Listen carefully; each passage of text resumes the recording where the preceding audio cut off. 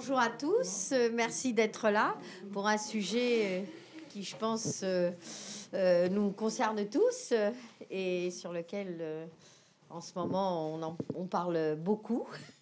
On verra ce que ça donnera dimanche, mais on pourra avoir des idées jusque du coup, ça pourra nous aider, nous aiguiller. Ou pas, on va voir. En tout cas, merci d'être là. Merci de faire cette conférence. Je vais passer donc la parole pour ne pas effleurer le sujet à Anne-Claire Roquette, donc directrice de communication dans AMSO, qui va nous présenter. Non, vous n'êtes pas directrice de communication? Oh, responsable. Tout le monde est directeur, responsable. Mais responsable, c'est aussi directeur. Oui, je sais pas. Bon, très bien. De toute façon, la communication, pour présenter donc le professeur Agro-Jansky. Agricole-Jansky. C'est pas facile, hein? Ouais, mais bon. Comme ça se prononce, avec comme ça se prononce. 2 K et un Y. Voilà. Merci, Anne-Claire.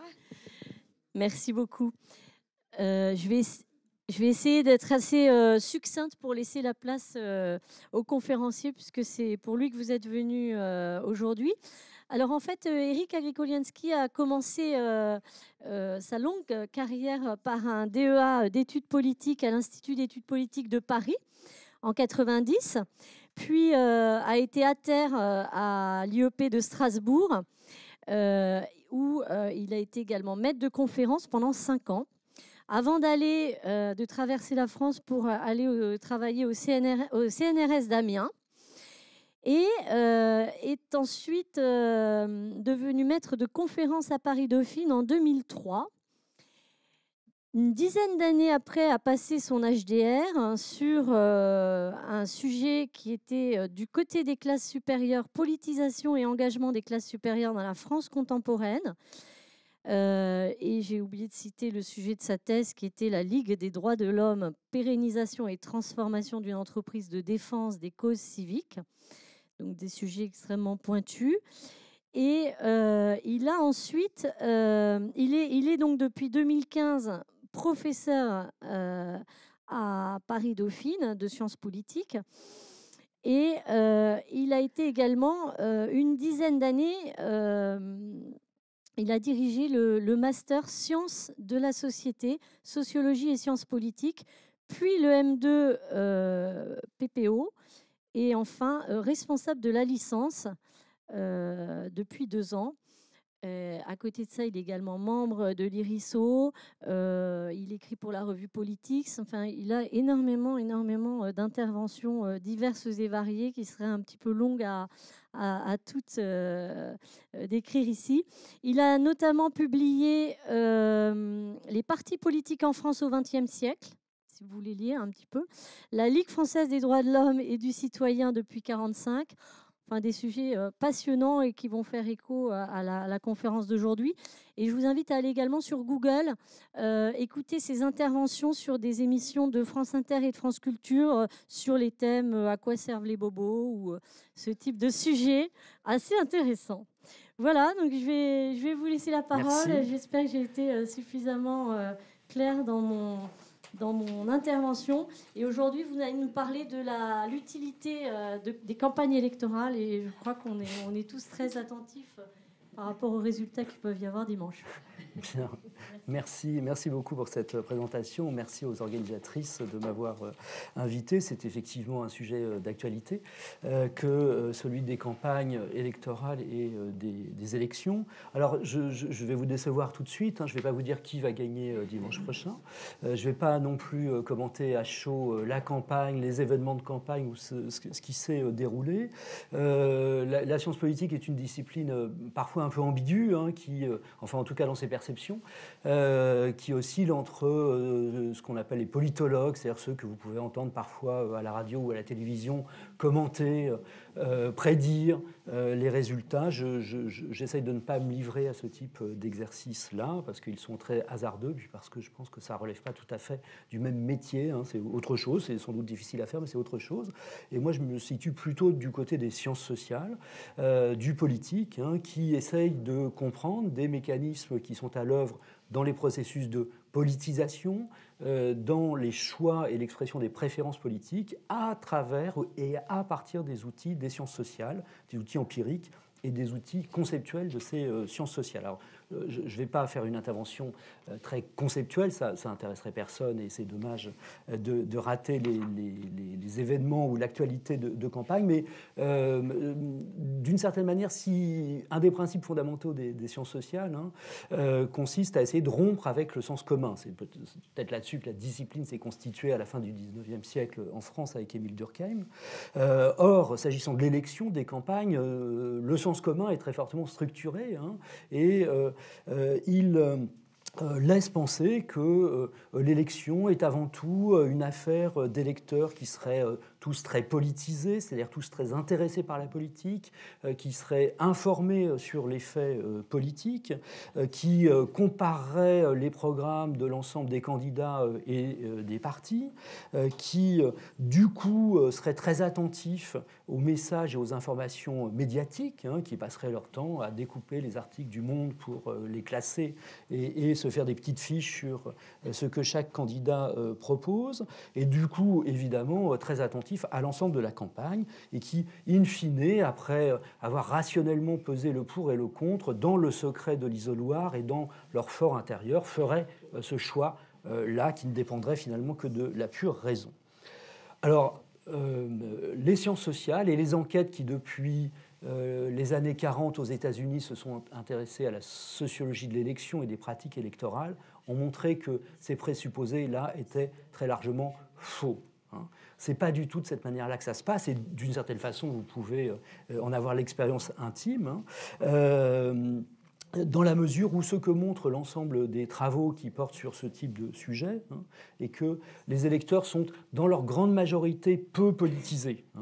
Les premiers travaux aux États-Unis qui portaient sur l'analyse de l'électorat montraient que 2 électeurs sur 10 maîtrisaient l'ensemble du vocabulaire et des connaissances nécessaires à la perception des enjeux politiques.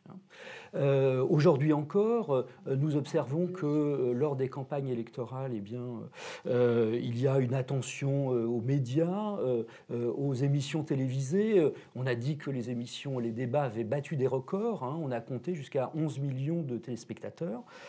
Alors c'est bien 11 millions, mais il y a 44 millions d'inscrits en France. Donc 11 millions, 44 millions, on est à 20-25%. Et encore sans doute extrêmement surestimé par les outils. Ce n'est pas parce que la télévision est allumée qu'on regarde d'une manière attentive le débat ou ce qui est diffusé. Donc les électeurs sont peu politisés, peu informés, peu intéressés dans leur majorité par la politique. Les choix qu'ils font ne sont pas néanmoins des choix qui se font au hasard, mais ce sont des choix qui reflètent d'autres processus que nous, sociologues et politistes, essayons d'explorer. Et parmi ces processus, on trouve les processus de socialisation, c'est-à-dire d'apprentissage précoce au cours de l'enfance, de la jeunesse, au cours de l'apprentissage ou de l'acculturation à un univers professionnel, de normes et de valeurs qui sont liées à des opinions ou à des orientations politiques.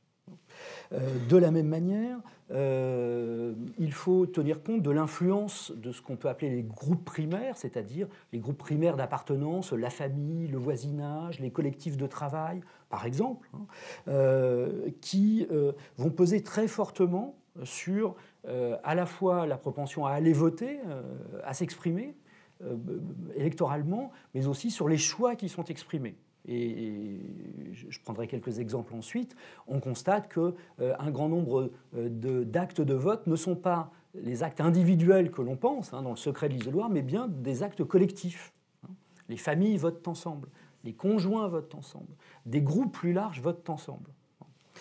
Alors, ils votent séparément, mais ensemble, parce que la décision ou le choix s'est forgé dans une pratique d'échange et d'interaction.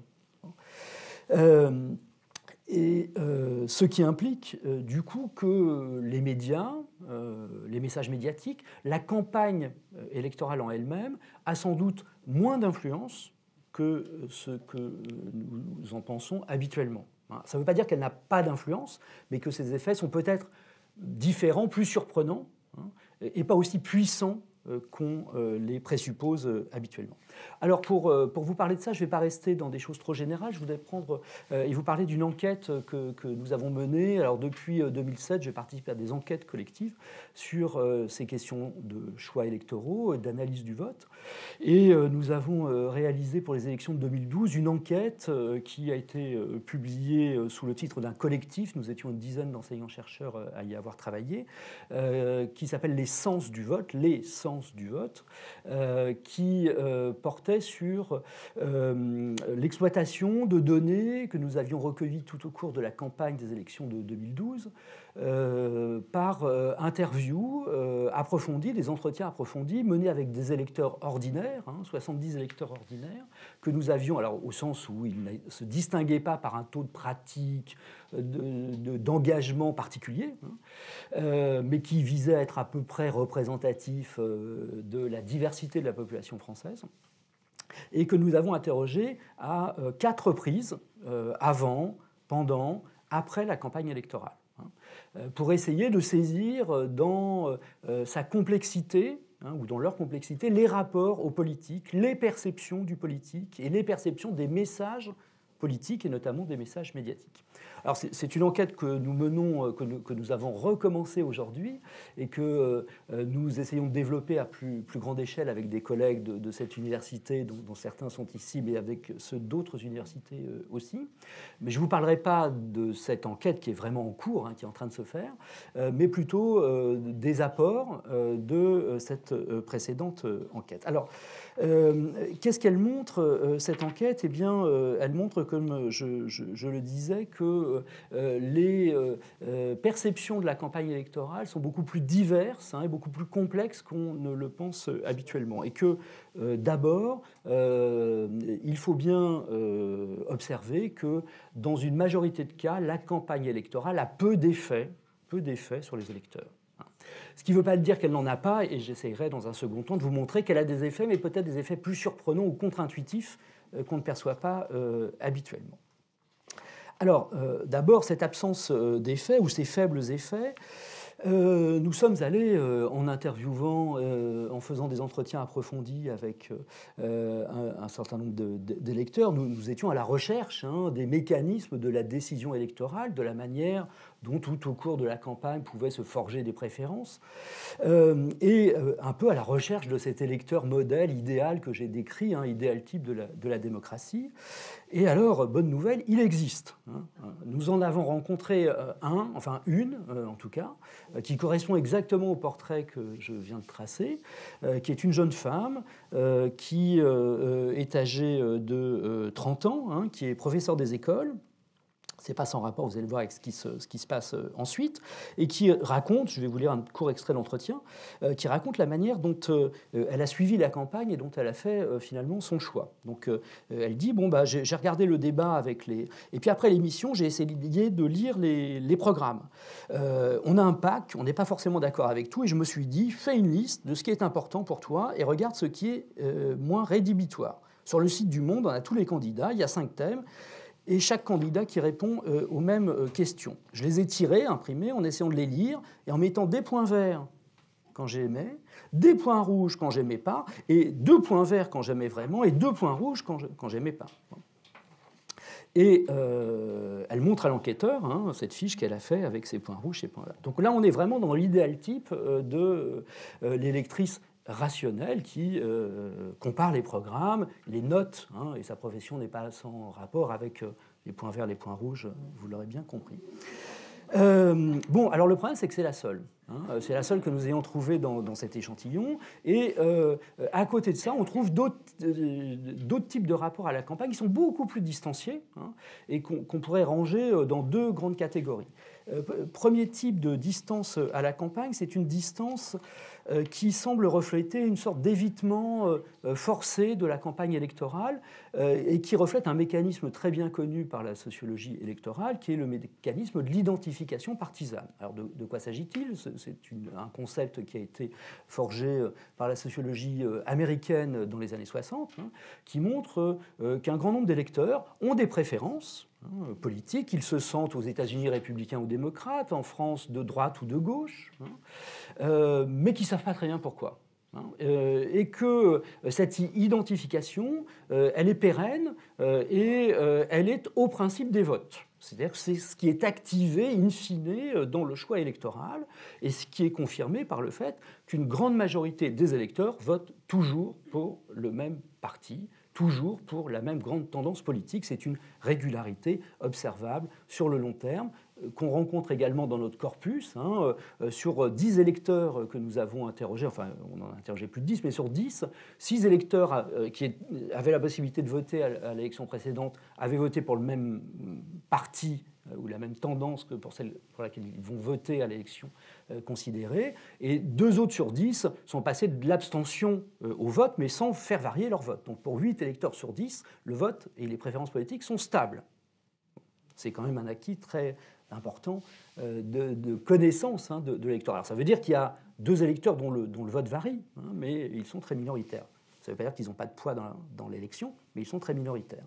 Alors, pour ces électeurs ancrés, convaincus, qui savent de longue date pour qui ils vont voter, la campagne est plutôt une source de trouble.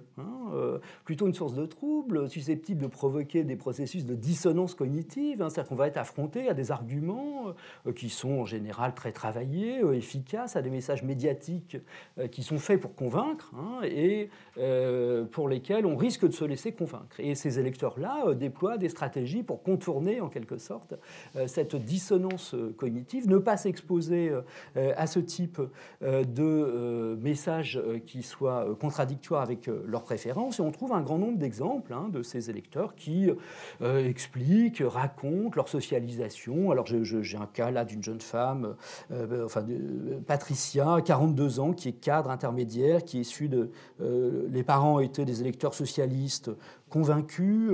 Elle a été façonnée par la victoire de Mitterrand en 81, elle a participé au mouvement étudiant de 86-88, et puis bon, voilà, elle vote socialiste depuis qu'elle a l'âge de voter.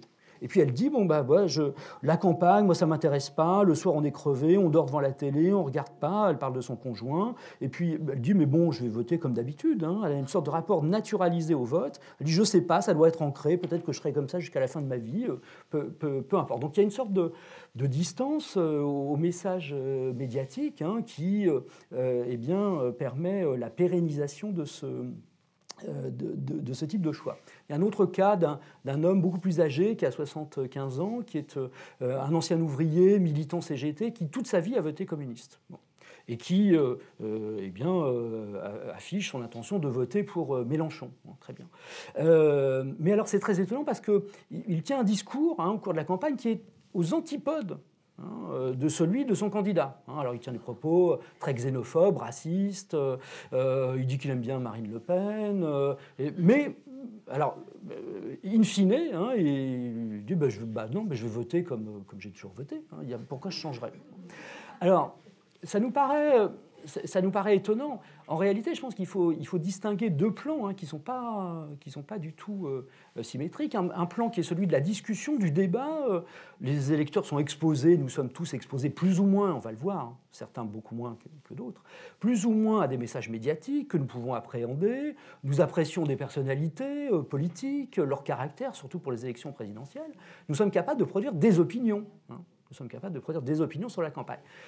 Mais ce niveau-là de la production de l'opinion dans la campagne n'a pas toujours un rapport étroit avec celui de la décision électorale. C'est-à-dire qu'on peut produire des opinions et puis choisir autrement. Alors en ce moment, je fais des entretiens avec des électeurs qui sont plutôt des électeurs de droite dans ce cas-là et qui adorent tous Mélenchon. Ils trouvent que c'est quelqu'un de formidable, qui fait une campagne formidable, que c'est un tribun, que c'est un vrai homme politique, que c'est le meilleur homme politique de la campagne. Évidemment, pas un seul ne voterait pour lui. Donc vous voyez, il y a 2 niveaux qu'il faut vraiment distinguer, celui de la production de l'opinion sur les acteurs, voire les enjeux, et puis le niveau du vote. Il y a une seconde grande catégorie d'attitude à l'égard des campagnes électorales qui reflète plutôt le dessaisissement, l'incompétence de certaines catégories d'électeurs qui maîtrisent très peu les codes de la politique.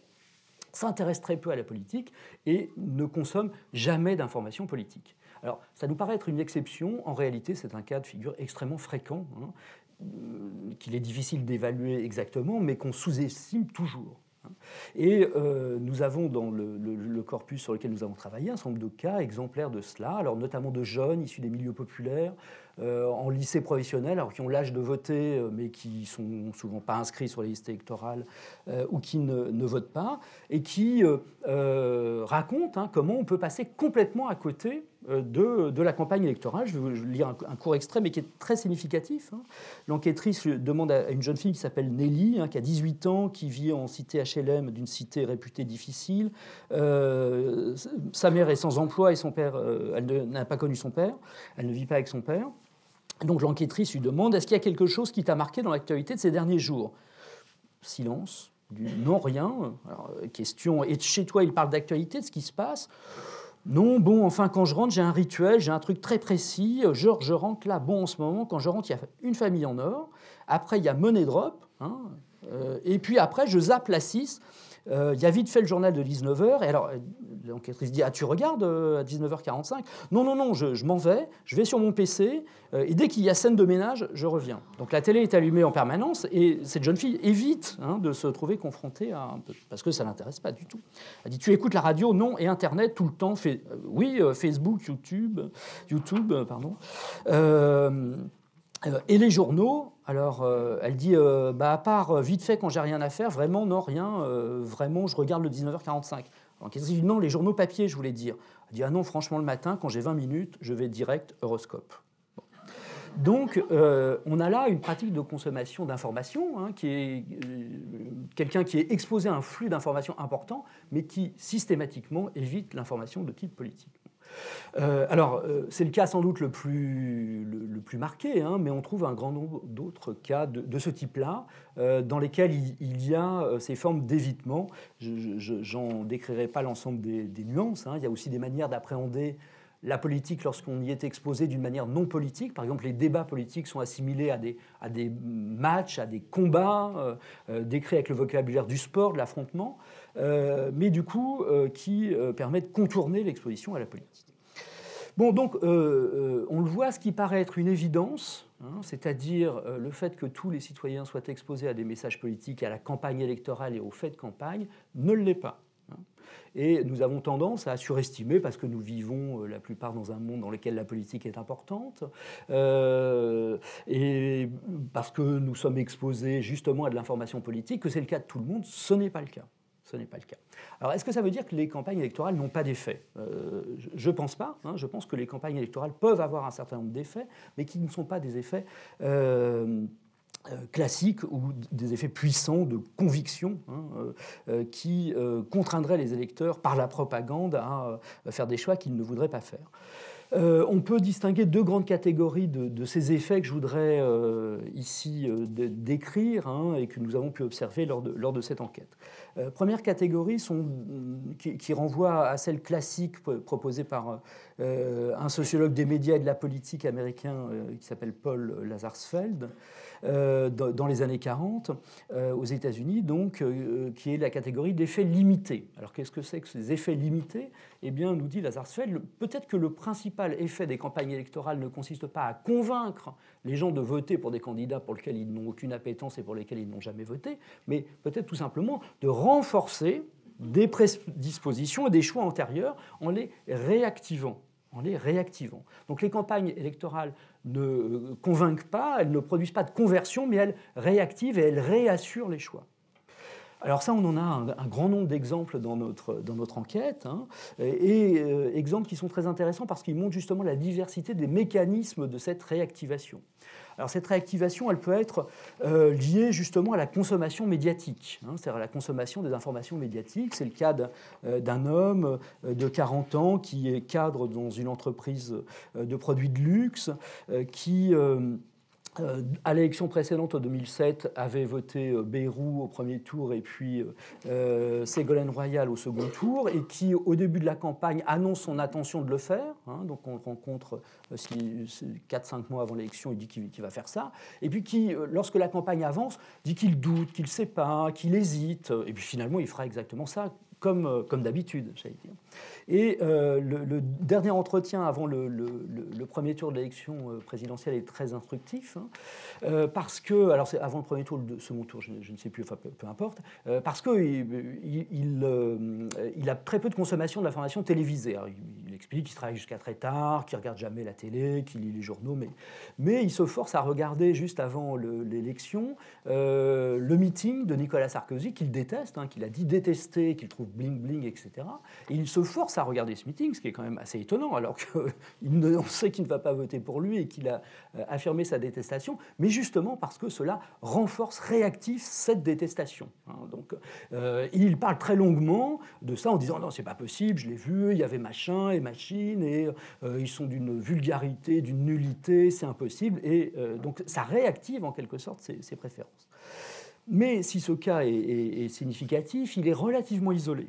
Ce ne sont pas tant les messages médiatiques qui finalement jouent ce rôle de réactivation, mais plutôt d'autres types de mécanismes, et en particulier ce qu'on pourrait appeler les incitations ou les micro-pressions de l'entourage, et de ces fameux groupes primaires que j'évoquais, qui justement vont réassurer, rappeler qui l'on est et quelles sont les affiliations et les loyautés politiques qui correspondent à son identité ou à sa position sociale. Alors, on le voit dans différents cas. Une dame, architecte, Léa, 52 ans, qui vote socialiste depuis près de 30 ans et qui, lors de la campagne, annonce aussi qu'il y a de fortes chances qu'elle vote pour le candidat socialiste, mais qui hésite, qui ne parvient pas vraiment à argumenter pour son choix. Et elle décrit très bien comment ces cercles de sociabilité, qui sont unanimement du même avis qu'elle, vont venir renforcer ses préférences. Alors elle explique que son mari, ses enfants votent comme elle, et qu'ils en parlent beaucoup à table, et qu'ils sont assez contents d'être d'accord. De la même manière, elle décrit ses discussions avec ses groupes d'amis, des amis qu'elle fréquente régulièrement. Il se trouve qu'on a pas mal d'amis qui pensent comme nous, et c'est plutôt pas mal, dit-elle. Oui, alors réfléchissez un peu à ce que vous avez des amis qui sont complètement en opposition par rapport à vos choix politiques et que vous fréquentez régulièrement, surtout avant les élections. Bon, c'est assez rare comme configuration.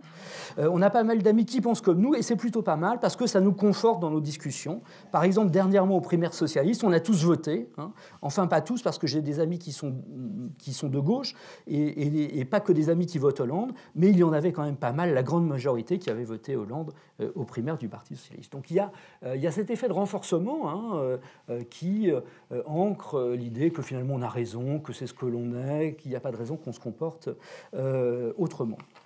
Ce type de mécanisme joue aussi pour des électeurs plus circonspects, beaucoup moins politisés et qui vont être sous l'influence de leurs proches. Alors, c'est le cas d'un jeune homme, Valentin, 20 ans, qui est lycéen au lycée professionnel, qui s'intéresse très peu à la politique, qui dit qu'il ne sait pas trop pour qui il va voter, qui hésite, qui connaît très mal l'offre politique, et qui, au fur et à mesure de la campagne, voit son choix se renforcer, mais sous l'influence déterminante de son père, qui, lui, est assez politisé et est un électeur de Nicolas Sarkozy. Et il raconte avoir un peu écouté les débats, mais surtout avoir eu des discussions avec son père devant le journal télé du soir, qui l'aurait aidé à mieux comprendre les enjeux.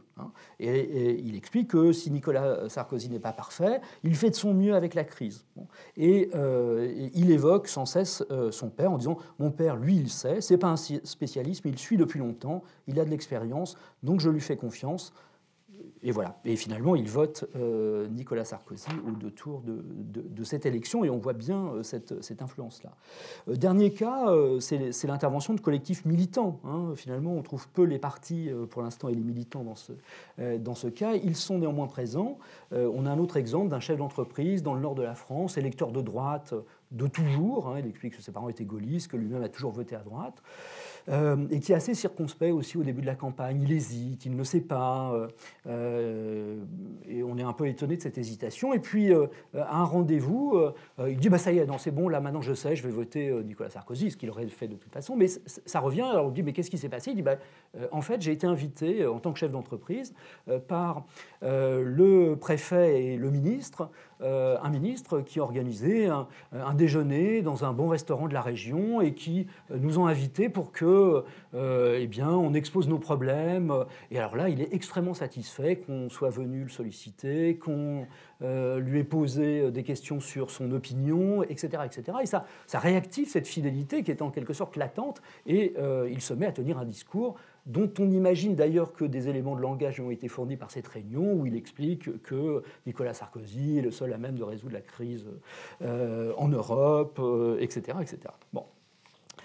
Alors, on voit bien comment fonctionnent ces mécanismes de réassurance, mais quid d'autres effets qui sont plutôt des effets de conversion, justement, et de changement de vote. Alors, je le disais, c'est un cas rare, voire marginal, 2 sur 10, néanmoins que nous avons pu observer.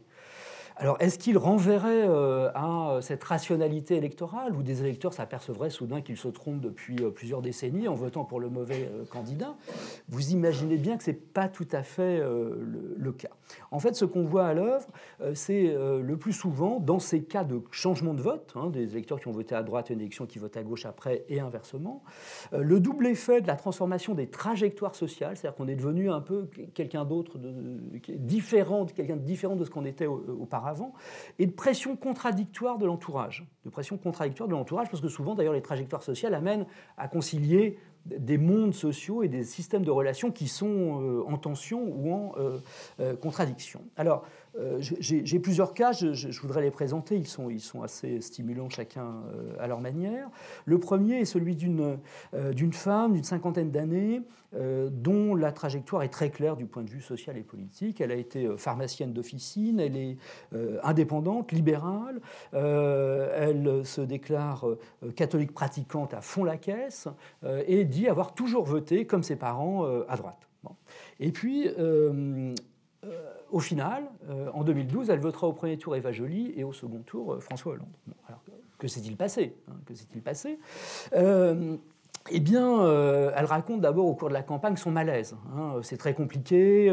Elle explique que finalement, elle aurait préféré pas voter du tout, qu'elle n'est pas du tout d'accord avec François Hollande, que les 35 heures, ça a été un désastre pour les pharmaciens. C'est quelque chose qui est bon, etc., etc. Elle est mariée avec un dentiste libéral qui également vote à droite et est tout à fait en désaccord avec elle. Donc, on ne comprend pas rationnellement ce qui... Alors, on le comprend quand on rentre plus dans le détail de l'entretien, et ça, les entretiens répétés permettent justement aux interviewés de le dire, parce qu'au bout de plusieurs heures passées à parler de soi, de sa vie, on dit des choses un peu plus. Et elle en vient à quelque chose qui l'inquiète beaucoup et qui a beaucoup compté, c'est que son fils n'a cessé d'essayer de la convaincre de voter pour le candidat socialiste et pas pour Nicolas Sarkozy. Alors elle raconte, elle dit, en fait, mon fils, il a voulu devenir prof, donc il a un peu plus de 25 ans, il a suivi des études, il n'a pas trouvé de boulot, il a voulu devenir prof, et, dit-elle, quand il s'est présenté au concours de l'agrégation, c'est l'année où Sarkozy a supprimé la moitié des postes. Donc, il n'a pas réussi le concours, mais il est persuadé que c'est de la faute de Sarkozy. Et depuis 2007, il se moque de moi, il m'en veut beaucoup d'avoir moi-même voté pour Sarkozy. Et là, elle explique qu'elle ne pouvait tout simplement pas faire ce choix là, ou en tout cas le dire, et finalement qu'elle aurait préféré qu'il n'y ait pas d'élection parce qu'il y a une tension dans les pressions contradictoires avec ce fils qui n'appartient plus tout à fait au même monde qu'elle, qui n'a pas le même statut socio-économique qu'elle, qui se sent dans une situation d'échec, etc., et qui l'a fait douter. Bon. Alors c'est un cas un peu particulier, mais on trouve beaucoup d'illustrations de cela dans des trajectoires qui produisent finalement des pressions contradictoires. Alors, on a un autre cas de figure qui est un très beau cas de figure, presque exemplaire. On a l'impression qu'il a été inventé pour le fait, mais non, il est bien réel, qui est celui d'une jeune femme qui est issue de parents qui sont musiciens et enseignants du secondaire, qui sont très à gauche, dit-elle, et qui, au cours de ses études, fait une prépa et rencontre son mari qui est, lui, issu d'une famille versaillaise très à droite. Bon. Et il tombe amoureux, elle-même intègre une école de commerce et devient cadre dans un groupe de téléphonie. Bon. Et au moment où on fait l'entretien, sa trajectoire est en train de changer. C'est-à-dire, elle change de milieu, elle change de statut social, hein, et elle dit dans l'entretien, je me sens devenir de droite. C'est-à-dire, je sens que je ne suis plus... sauf que c'est extrêmement douloureux pour elle. Hein, elle a 25, 26 ans, elle n'a pas totalement rompu avec ses parents, qu'elle continue à voir très régulièrement, elle part en vacances avec eux, etc., etc. Et elle fait quelque chose de très étonnant, c'est qu'au premier tour de l'élection présidentielle, elle met 2 bulletins dans l'enveloppe, un bulletin Sarkozy, un bulletin Hollande. Alors je lui demande, mais pourquoi vous avez fait une chose pareille, alors qu'elle est extrêmement... le vote est un devoir, il faut s'exprimer, c'est très important, elle n'a qu'une peur, c'est que Marine Le Pen arrive au second tour de l'élection. Alors elle dit, bah voilà, j'étais très angoissée, je ne savais pas pour qui voter, alors j'ai attendu le dernier moment, hein, et puis j'ai un copain qui bosse dans un journal, donc je l'ai appelé, et à 8h moins le quart, il m'a dit, non, c'est bon, t'inquiète pas, Marine Le Pen ne sera pas au second tour. Donc elle a couru au bureau de vote et elle a mis les 2 bulletins en disant, c'est un pour mon mari et un pour ma maman. C'est vraiment ça, c'est-à-dire que c'est la fidélité à l'identité, à la socialisation, et puis en même temps ce qu'on est en train de devenir. Et au second tour, elle dit, bah non, j'ai voté Hollande finalement. Alors, mais pourquoi pas au premier tour? Elle dit, bah, parce qu'en fait, ma mère était malade, elle était hospitalisée, elle n'a pas pu voter. Alors moi, je voulais voter blanc parce que je voulais refaire la même chose, mais je me suis dit, je vais voter pour elle parce qu'elle n'a pas pu voter. Donc vous voyez que le vote n'est pas simplement un choix politique froid qu'on ferait entre des programmes, mais implique bien au-delà de ça. Bien au-delà de ça, implique l'identité et ce que l'on est, et reflète, ce faisant, la trajectoire sociale. Alors, dernier cas de figure qui montre aussi qu'il peut y avoir des effets, mais incertains, de ces campagnes électorales, c'est le cas d'un jeune homme qui s'appelle Dimitri, enfin on a inventé les prénoms, ce ne sont pas les vrais prénoms, qui est scolarisé en terminale de bac pro et bénisterie, qui est fils d'un boucher à la retraite qui a déménagé, qui est divorcé, qui vit dans un petit pavillon dans une zone périurbaine, et d'une mère qui est assistante sociale dans une mairie de la banlieue parisienne, qui est encore une mairie communiste. Et ce Dimitri, il a tout au long de la campagne des attitudes extrêmement versatiles et contradictoires. Alors au début, il tient des propos violemment xénophobes, extrêmement racistes. Il dit, moi je vais voter pour Marine, j'en suis persuadé, c'est le seul choix. Il ne connaît pratiquement pas les candidats, il ne connaît que Marine Le Pen. Bon. Et puis, entretien réalisé au lendemain du premier tour, et l'enquêteur lui demande, alors pour qui as-tu voté? Il dit, bah, j'ai voté Michalon. Michalon. On dit Michalon. Il dit, oui, Michalon.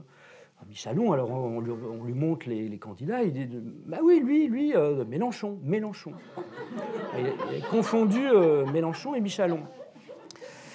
Alors, distance forte à la connaissance politique, mais qui ne renvoie pas de l'irrationalité. Et justement, ce qui est intéressant, c'est de comprendre la rationalité de ce choix. C'est-à-dire comment, avec des outils, il ne s'intéresse pas à la politique, ses copains ne parlent jamais de politique, il n'ira pas voter aux législatives parce qu'il va jouer au foot avec ses amis, il est très loin de la politique, donc c'est normal qu'il ne maîtrise pas et qu'il ne connaisse pas les noms, c'est un univers complètement étranger. Néanmoins, il y a une rationalité assez intéressante à ces choix politiques, rationalité en double temps, qui est d'abord que pendant les vacances, ça intervient juste après les vacances d'avril comme cette année, de Pâques, il distribue des flyers pour une entreprise de téléphonie mobile dont le logo est rouge. Bon. Et il fait ça au métro Belleville. Et donc, il est payé à l'heure pour faire ça. Et il raconte, il dit, bah, quand j'étais à la bouche du métro, en face, il y avait des militants de Michalon qui aussi distribuaient des tracts rouges. Bon, donc, les gens se trompaient. Donc, on a rigolé. Et puis, les militants font leur travail de militants. Ils l'ont invité à manger au McDo à midi. Et puis, ils l'ont expliqué que Michalon était le meilleur candidat et qu'il s'intéressait beaucoup aux jeunes et qu'il défendait l'emploi des jeunes. Bon, et donc, lui dit, bah, après mon bac, je vais chercher un emploi, donc je vote Michalon, évidemment. Alors il y a ça, donc il y a une sorte de vote par erreur, d'une certaine façon, mais pas complètement, parce que si on creuse un petit peu, on s'aperçoit aussi que là, c'est l'influence relative des proches, le père et la mère, qui est peut-être l'élément déterminant de ce choix-là, parce que les premiers entretiens sont faits alors qu'il est en contact régulier avec son père, qui est un électeur du Front National de longue date, et donc qui lui répète sans cesse, il faut voter Marine Le Pen, il faut voter Marine Le Pen. Et à l'approche des élections, eh bien, il n'a plus de contact avec son père qui est parti en vacances, hein, mais au contraire, il est plutôt, il vit chez sa mère, qui elle, dit-il, il ne sait pas très bien pour qui elle vote, mais qui lui dit c'est important, il faut aller voter, et puis il dit elle a une sensibilité sociale, hein, et elle n'aime pas Marine Le Pen, et il ne sait pas très bien pour qui elle vote, mais on sent qu'il y a sans doute là un effet d'influence croisée. Donc vous le voyez, il y a des effets de trajectoire, de socialisation, et même les comportements qui nous semblent complètement irrationnels, hein, ou fondés sur des malentendus, relèvent aussi d'une rationalité sociologique et politique. Voilà, je m'arrête sur ce point, et puis je n'ai pas du tout abordé évidemment la campagne électorale ni l'élection de cette année, mais je pense que vous aurez plein de questions et que nous allons pouvoir en parler.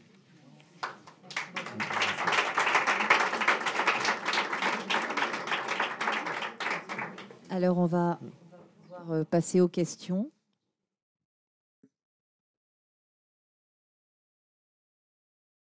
Bon.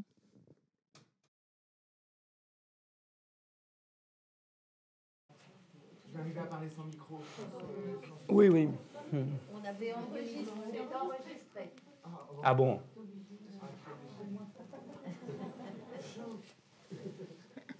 Je voulais savoir si on considère qu'il y a une mobilité, une volatilité de 2 électeurs sur 10 potentiels, si en les suivant assez longtemps, parce qu'il pourrait y avoir peut-être de la multivolatilité, mais sur 3 quinquennats différents, est-ce qu'on pourrait considérer qu'il y a un tiers de la population qui a changé d'avis sur ceux qui votaient déjà, parce que j'ai bien conscience qu'il y a des contingents de nouveaux électeurs. Oui.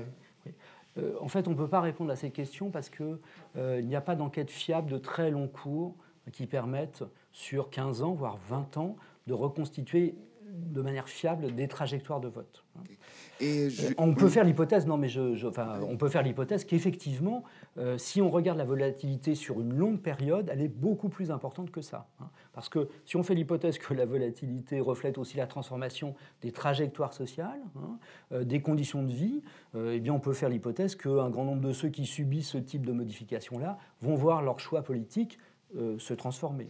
Il faudrait aussi, je termine juste sur ce point, mesurer, et évidemment l'élection de cette année est un très bon test, ce que les transformations de l'offre électorale font aux choix électoraux. Alors on va peut-être en reparler, mais ça c'est une autre dimension qui est très, très importante. Alors peut-être simplement aussi pour terminer sur la volatilité, est-ce que cette volatilité, elle fait l'élection, elle fait le résultat de l'élection ? Les études dont on dispose sur le court terme montrent que non, hein, que les flux passage droite-gauche et inverse sont à peu près équivalents, hein, se compensent. En revanche, ce qui fait le résultat de l'élection, c'est plutôt la mobilisation différentielle des électorats. Voilà. Qui va aux urnes, qui va voter, qui soutient son candidat et qui s'abstient. Les candidats l'ont compris, les partis l'ont compris, hein, ils vont plutôt aujourd'hui faire campagne dans leur zone de force, hein, c'est les fameuses modalités des campagnes mises en œuvre par Obama aux États-Unis où il faut aller solliciter les électeurs dont on sait qu'ils voteront démocrates par exemple pour qu'ils aillent voter. Hein, on sait pour qui ils vont voter, mais on ne va pas essayer de les convaincre pour voter pour quelqu'un d'autre, mais simplement aller voter. Ou encore des candidats qui parlent à leur camp, hein, c'est-à-dire qui parlent aux valeurs fondamentales de leur camp parce qu'ils savent que c'est là qu'il faut mobiliser et pas essayer d'aller convaincre ceux qui n'ont jamais voté pour eux de le faire.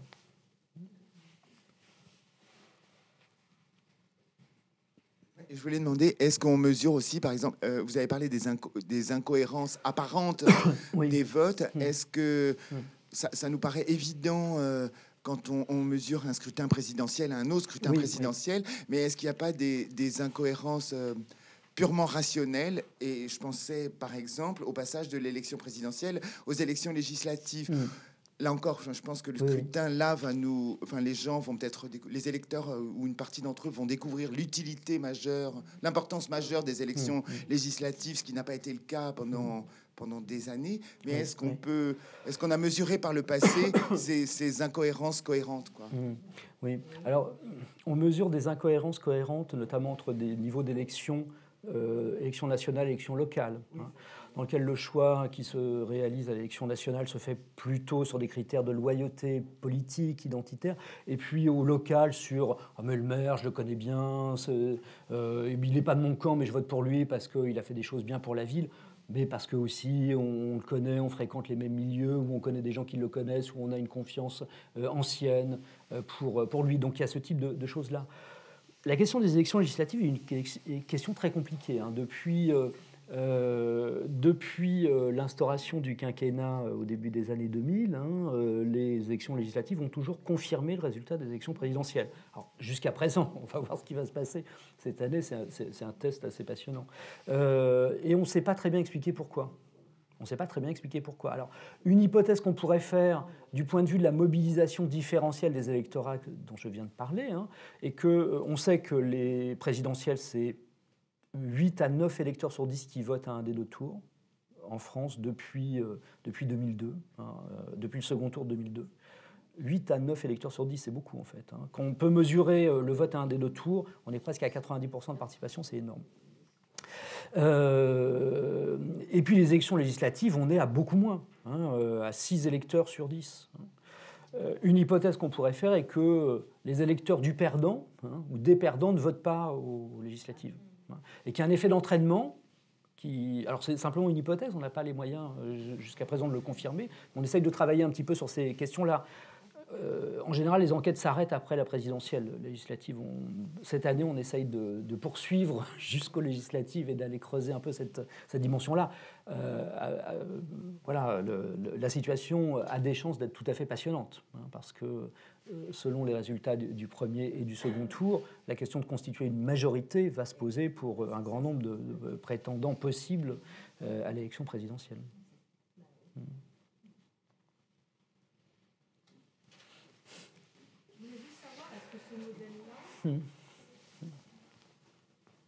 Est-ce que ce modèle-là se retrouve dans d'autres systèmes électoraux en Europe ou dans le monde? Est-ce qu'il est propre à la France?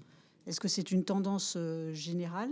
Et ma deuxième question, c'était de savoir, est-ce que par rapport au scrutin précédent, le mode a changé? C'est-à-dire que l'implication des réseaux sociaux peut-être fera que cette volatilité... Est-ce qu'on va commencer plus maintenant à voter pour vraiment un candidat et un programme et se dédouaner un peu de cet environnement qui est très pesant, enfin qui pèse en tout cas. Alors sur la première question, oui, ce sont des résultats qui sont produits, confirmés, reconfirmés depuis les États-Unis des années 40 jusqu'à l'ensemble des pays européens du début du XXIe siècle. Alors il y a des débats sur la mesure de la volatilité, la mesure de l'effet des campagnes. Il y a des débats dans la communauté scientifique, je ne les ai pas abordés ici, mais c'est quelque chose qui est quand même assez généralisable à tous les systèmes politiques, même si effectivement une élection présidentielle fortement personnalisée produit des effets nécessairement spécifiques. Bon. Alors les réseaux sociaux, oui, c'est un nouveau vecteur d'information, c'est un nouveau vecteur de mobilisation. Je ne suis pas sûr que la logique en soit véritablement différente, dans la mesure où si vous regardez les pratiques sur Facebook ou sur Twitter, qu'est-ce qu'on fait? Eh bien, on suit les gens qui ont la même opinion que vous. Bon. Alors, d'une certaine manière, ça crée une sorte de communauté homologue, virtuelle, encore plus puissante. Les gens qui regardent, les gens qui ont Twitter et qui l'utilisent fréquemment, qui regardent les débats télévisés, avec le suivi des tweets des partisans de leur propre candidat qui raillent les autres et qui applaudissent dès que c'est la même chose que participer à un meeting ou réunir ses amis militants pour... Donc je ne pense pas que les réseaux sociaux modifient fondamentalement cela. Bien au contraire, ça renforce même les effets de consensus ou de participation à des communautés relativement fermées. On peut être tout seul devant sa télé, mais avec ceux qui pensent comme vous. C'est encore plus fort d'une certaine façon. Je voulais savoir, est-ce qu'il y a un seuil de tolérance à la campagne électorale qui a été mesuré en termes d'écoute? Parce qu'il y a un moment, sur les journaux, sur les radios, on ne parle que de ça. C'est vrai qu'au bout de 3 semaines ou un mois... Oui, absolument. Alors, il n'y a pas ce seuil-là on pourrait pas ça serait difficile à établir, mais il faudrait distinguer différents types de rapports à la politique. Comme je le disais, on serait assez surpris de voir le nombre de personnes qui passe complètement au travers de la campagne électorale ou à côté de la campagne électorale. Donc pour eux, le seuil, il n'a pas vraiment de sens parce qu'ils ont très, très peu d'informations sur les politiques, sauf à considérer, c'est une stratégie qui a été développée depuis quelques années, que les politiques envahissent d'autres types de supports médiatiques. Je pense notamment que la presse people constitue aussi un relais qui n'est pas totalement négligeable de notoriété pour un certain nombre de candidats qui se font les relais du bonheur conjugal ou au contraire des malheurs conjugaux des uns, des unes et des autres. Bon. Donc une partie importante de la population n'est pas exposée à ça. Pour les autres, effectivement, il y a des effets de saturation qui sont liés aux mécanismes que j'ai déjà évoqués, c'est-à-dire les gens qui sont déjà convaincus, et ce qui représente, semble-t-il, la majorité de la population, au bout d'un moment, sature complètement. Et à la fois, on peut essayer de se distancier de cela, mais ça devient très difficile. Et on a très souvent, dans les entretiens approfondis, parmi les plus politisés, c'est-à-dire les plus convaincus, ce type de remarques, la campagne en a marre, je voudrais qu'il n'y ait plus de campagne, je voudrais que ça s'arrête, parce que voilà, on sait pour qui on va voter depuis assez longtemps et on voudrait voter. On voudrait voter. Donc ce niveau, ce seuil-là varie assez fortement.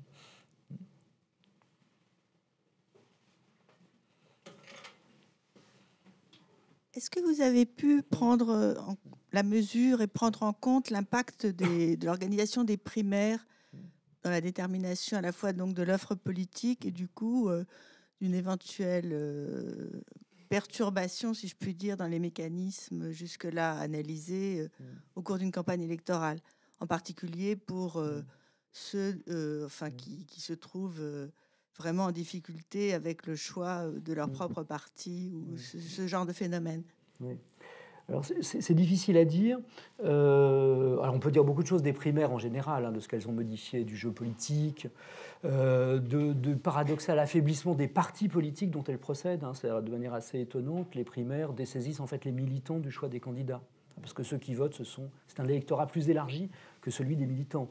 Il y a 30 ans, appartenir à un parti, c'était avoir le droit de désigner celui qui allait être le candidat. C'est plus le cas aujourd'hui. Bon.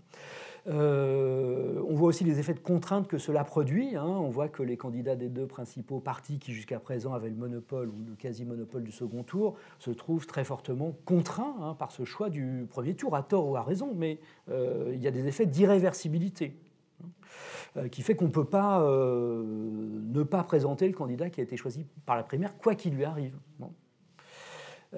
Donc, ces effets-là sont un peu plus généraux. Sur les électeurs en eux-mêmes, c'est difficile à mesurer. Ce qu'on pourrait dire est que les électeurs des primaires sont quand même des électeurs convaincus. C'est-à-dire ce sont des gens qui savent qu'ils vont voter pour le candidat du parti, sauf stratégie d'aller voter, alors là qui est très difficile à évaluer. Bon. Pour les autres, en tout cas, il s'agit de manifester son choix dans un cadre relativement restreint. Moi, les électeurs que je rencontre là, cette année se plient à la décision majoritaire. C'est-à-dire que même ceux qui n'ont pas voté pour le candidat qui a été choisi, même ceux qui disent « mais voilà, c'est quelqu'un qui ne me convient pas », finalement, vont voter pour lui. Vont voter pour lui. Donc il y a un effet de fidélité quand même assez fort. Alors après, il faudrait effectivement pouvoir mesurer d'autres types de stratégies, de gens qui eux aussi sont très politisés, mais d'une autre façon, qui sont par exemple allés voter aux primaires de la droite ou du Parti socialiste ou de la Belle Alliance pour infléchir le scrutin, sachant qu'eux-mêmes ne voteraient pas in fine pour le candidat. Bon, là, on a très peu d'éléments. Il semblerait qu'il y ait eu une partie assez considérable d'électeurs de ce type-là pour la primaire de la droite. Mais ça reste très difficile. Il n'y a pas eu d'enquête jusqu'à présent sérieuse, post-électorale, post-scrutin sur ces primaires, de grande ampleur. Ce qu'on en sait, c'est essentiellement par les sondages. Donc, quand on voit les performances des sondages à anticiper le résultat des primaires, Fillon était à 22% à une semaine, il a fini à 42%, il faut se méfier un peu de ce type d'outils. Oui, à propos des primaires et de Benoît Hamon, par exemple, qui était donc le candidat socialiste, donc, il est probable, j'en sais rien encore pour lui, mais qu'il ne va pas faire 5%, ou s'il ne les fait pas, alors qu'il est le candidat socialiste, nommé, qu'est-ce qui se passe pour lui? Parce que voilà, ça fait partie des éléments des... Non, mais ce que je veux dire, c'est le candidat socialiste. Ouais. Alors, oui. Le cas de Benoît Hamon est un cas effectivement très intéressant, qui est pas une première sous la Ve République. Si on revoit un peu l'histoire politique, parfois les grands partis de gouvernement, ça a été le cas de la candidature de Fer en 69, ont présenté des candidats qui ont fait des scores très faibles, qui n'ont pas cristallisé la majorité de leur soutien.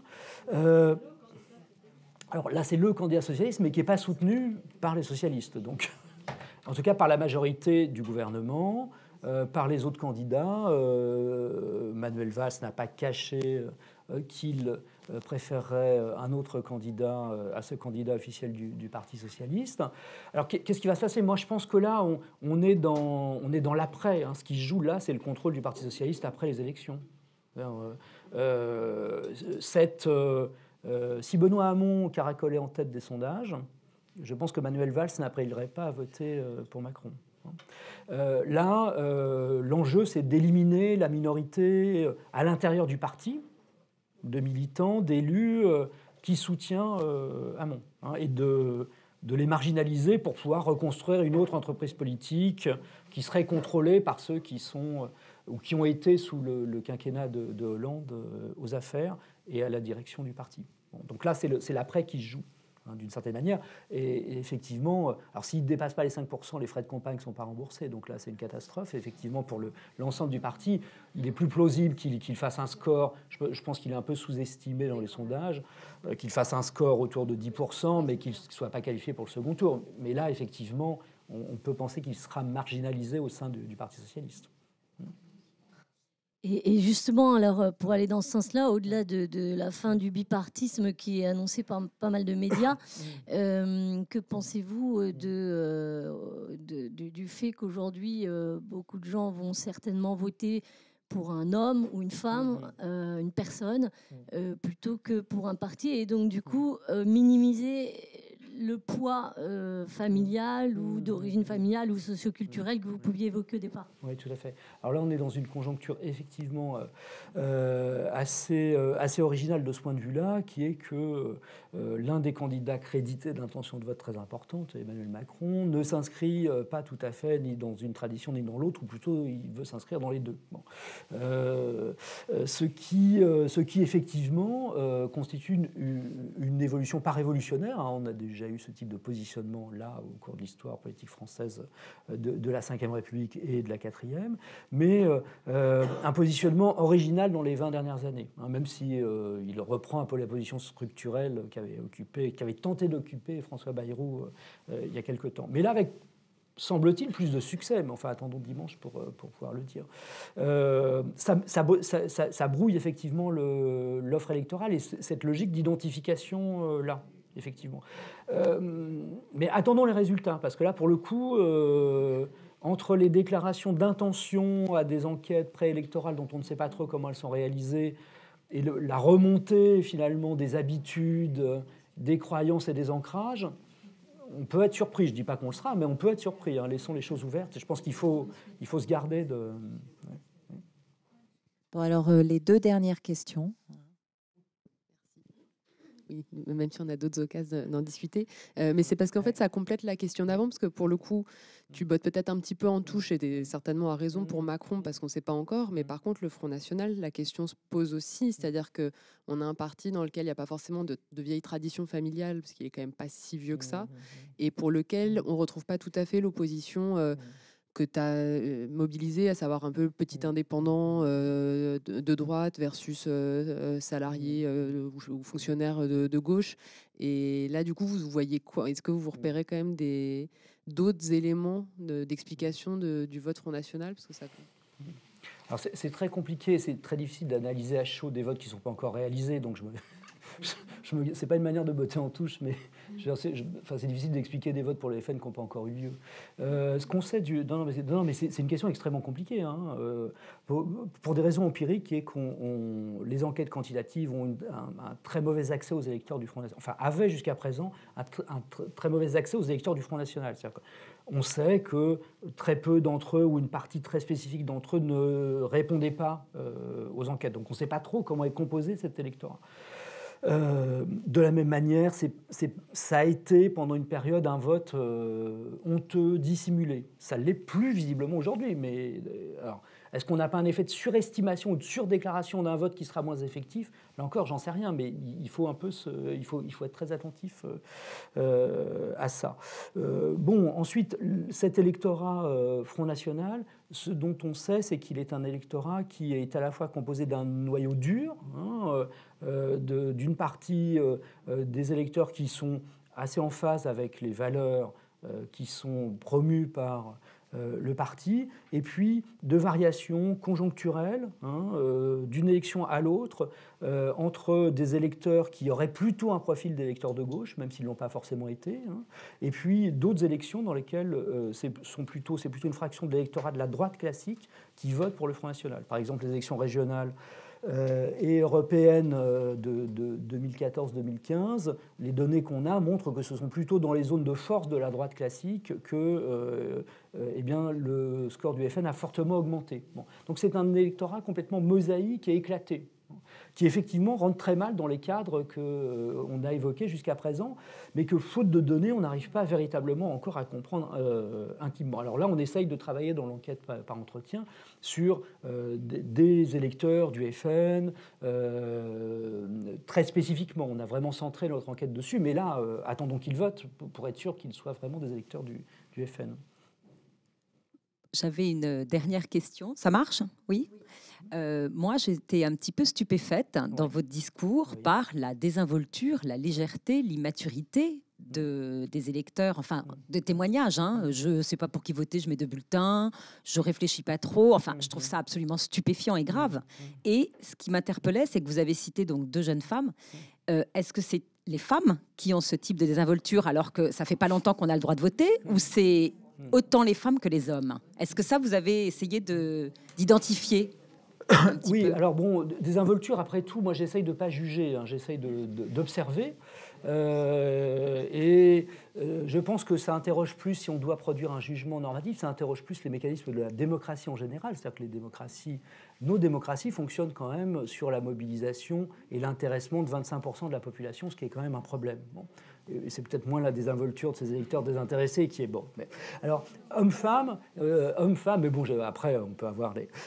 Homme-femme, oui, ça a été un thème très classique de la sociologie électorale qui montrait qu'il y avait une différence de comportements électoraux assez stable entre les hommes et les femmes votant plus et plus à droite que les hommes. Alors, on a eu ce type d'effet-là, et notamment un vote conservateur beaucoup plus marqué chez les femmes, alors qui a été longtemps discuté en France sous la Troisième République. Vous savez qu'une partie de la gauche républicaine s'opposait au vote des femmes à ce prétexte, hein, qui était que les femmes étaient le bras armé du clergé, la France rurale, féminine, était eh bien, le relais du catholicisme aux yeux des républicains. Bon, donc c'est un débat très ancien. Ce qu'on sait aujourd'hui, et que ce qu'on appelait le gender gap, c'est-à-dire la différence entre les genres du point de vue de la politique, a pratiquement disparu. Hein. Hommes et femmes votent de la même manière, autant en taux de participation qu'en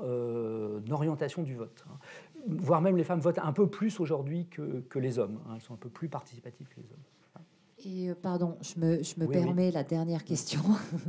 Mais est-ce que les femmes votent... Parce que pendant longtemps, on a entendu que les femmes ne votaient pas à l'extrême, justement, moins que les hommes. Est-ce que c'est toujours vrai, ça?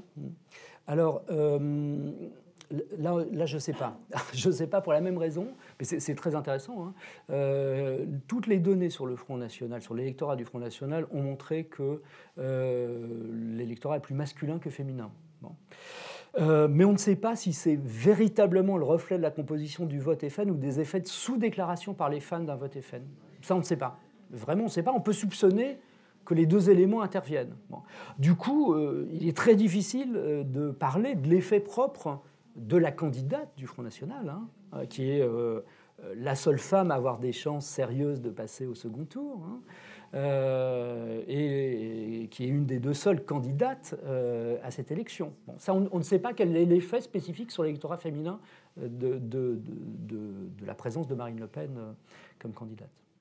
Juste une remarque, plutôt que de parler de désinvolture, est-ce qu'on n'est pas en train d'arriver sur un phénomène plutôt émotionnel qui, comme pour un processus d'achat, en fait, va faire qu'on va être séduit par le candidat et donc la personne et son marketing, plutôt que de réfléchir de manière très approfondie sur un programme ou un projet, je ne sais pas.